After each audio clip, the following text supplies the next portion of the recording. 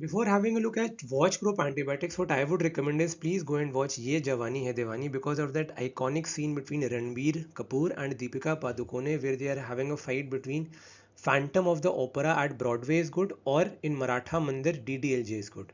Okay, who wins the battle? Check the movie. And now, why did I say these things? Because this will help you in memorizing the watch group of antibiotics, the entire list. So, first of all, starting with azithromycin. All the thromycins which I mentioned, they are basically macrolides, which all of you are well aware of because you have already going to give your USMLE, PLAB, NEET PG exam and FMG exam. So all of you are aware of it.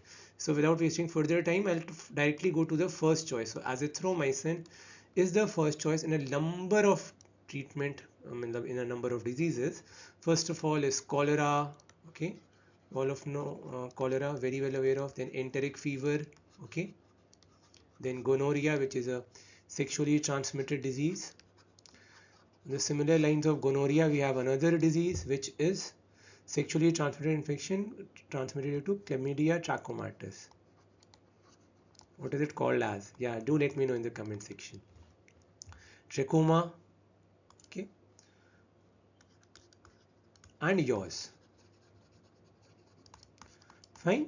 So this is just because this will be asked in your USMLE, PLAB, NEET, PG exams because this is the World Health Organization list of essential medicine. So extremely important. And this is the latest 23rd edition released in the year 2023. What a coincidence. 23rd edition released in the year 23. So easy to remember. Okay.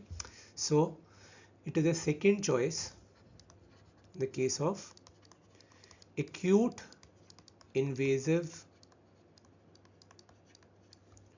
bacterial diarrhea or dysentery.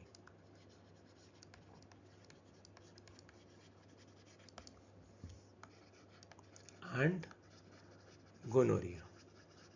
Clear so far? Great. So that finishes the alphabet A. Now coming on to C, which is cephalosporins. Cefixime is one of the most commonly used oral cephalosporin. Okay, which generation? Do let me know. I know you all know, but just asking. Okay, then second choice in acute invasive, same. This second choice in acute invasive bacterial diarrhea or dysentery and gonorrhea. Then talking about the third drug here, which the name of which is cefotaxime. And cefotaxime is the first choice in which I told you earlier itself. You have a look at my previous video. Yes, you do. Acute bacterial meningitis, community acquired pneumonia,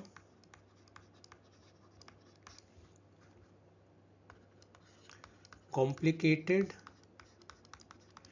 intra-abdominal infections. These can be either mild, moderate, or severe. Then hospital acquired infections, these are also known as nosocomial infections. Very good, whoever said it, excellent. Hospital acquired pneumonia or nosocomial pneumonia to be precise, and the other name of it. Then pyelonephritis or prostatitis, but only in the severe cases.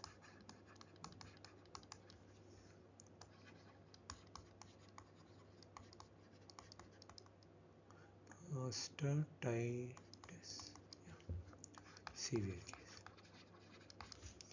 Then it is a second choice in bone and joint infections.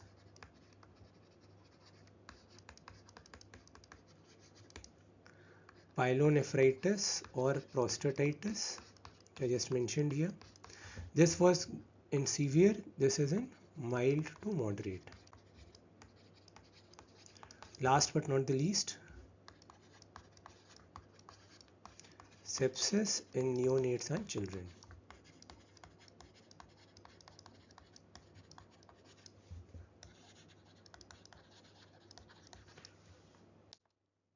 Then coming to one of the most important drug, and I can't emphasize it enough because I have been routinely using it in my hospital. I have been prescribing it to many of my patients. Ceftriaxone, which has revolutionized the treatment of typhoid, enteric fever. Like Now first choice drug without doubt goes to, the award of first choice drug goes to ceftriaxone. That's absolutely there. The Oscars, it gets the Oscar this time. The Oscars go to ceftriaxone because it is the drug of choice without doubt in enteric fever or typhoid. Now it has replaced, first it was chloramphenicol, then it was followed by ciprofloxacin. Now lastly we come on to ceftriaxone. So first choice in acute bacterial meningitis, second in community acquired pneumonia severe, then complicated intra-abdominal infections which can be mild, moderate, severe. Endophthalmitis, yeah, I know you know. Can anyone tell me in the YouTube comment section what does endophthalmitis mean? Okay, then enteric fever. This I told you only, typhoid itself. Yeah. Yeah, there is no fever in the intestine, but the person presents with fever. So that's why enteric fever. Okay, great. Then moving on to gonorrhea, which is a sexually transmitted disease. Hospital acquired pneumonia,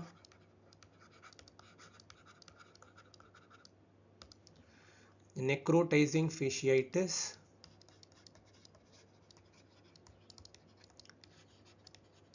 I have told you all know this disease, necrotizing fasciitis, and in the case of pyelonephritis or prostatitis.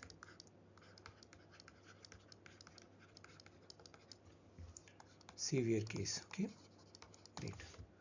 Then moving on to second choice. Acute invasive bacterial diarrhea. Acute invasive bacterial diarrhea or dysentery.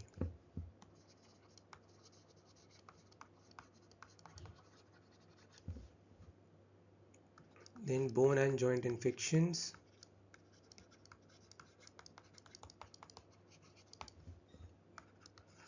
Then pyelonephritis. Here it was severe, here it is mild to moderate. Last but not the least, again, this is sepsis in neonates and children. Clear so far? Great. Now moving on further to another important cephalosporin, the name of which is cefuroxime. Yeah, which generation? Please tell me. Yeah, I know you know the answer. Which generation it belongs to? You do comment in the YouTube comment section. It is a second choice in surgical prophylaxis. Surgical prophylaxis. Then moving on to ciprofloxacin. Which group? Yeah, it's the fluoroquinolone, first or second generation. Do mention it in the comment section. I know all of you know it, but just for my knowledge you do. Okay, great. So first choice, acute invasive bacterial diarrhea or dysentery, which I told earlier. Then enteric fever, yeah, it is mentioned, but now we prefer ceftriaxone over it.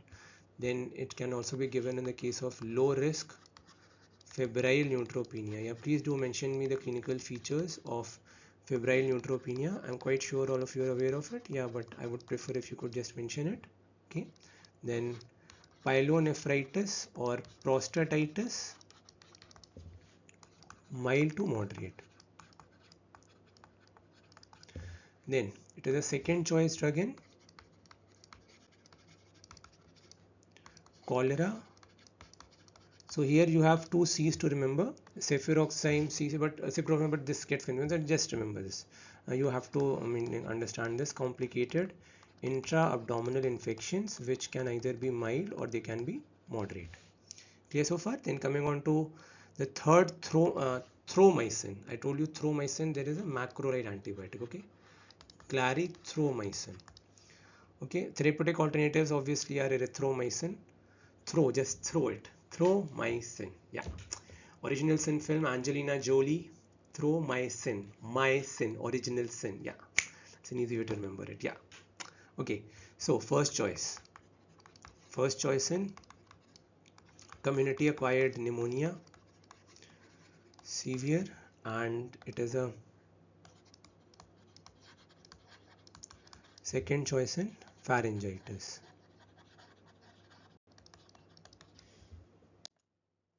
Then talking about one very common combination which we use, piperacillin, which is a penicillin, and tazobactam, which is basically nothing but a beta-lactamase inhibitor. Now this is a magic combination which is very commonly used nowadays because there is increased bacterial resistance. So in resistant cases we have to use it. First choice in complicated intra-abdominal infections, severe. Then high risk febrile neutropenia. Then hospital acquired pneumonia.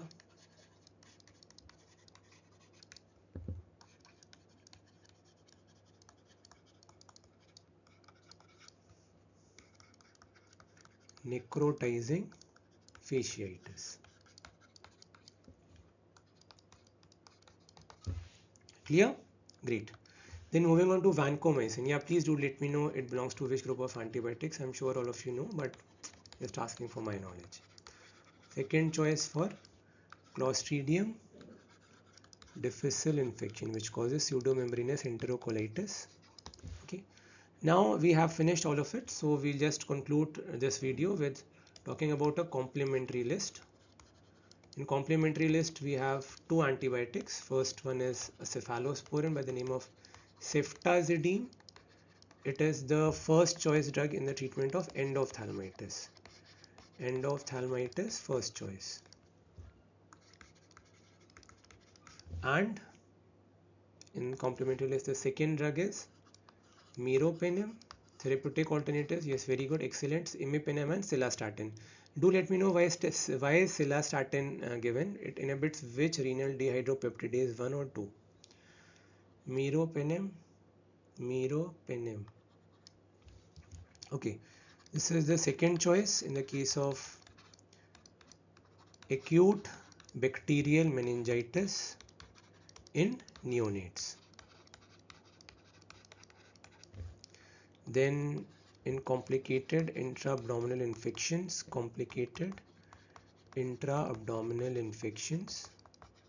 it's the severe variety. They are mild, moderate, severe.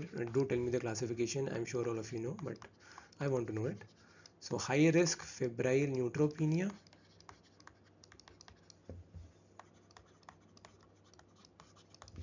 and last but not the least in the complementary list we have vancomycin. Benko, बहन होगी तेरी. This film, you can remember it, I've told you earlier. First choice endophthalmitis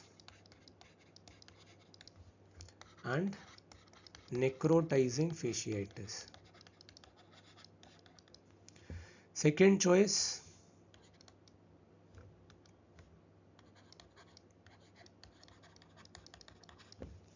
high risk febrile neutropenia. Okay, I'll catch up you in the next video. Till that time, Karun Kumar signing off.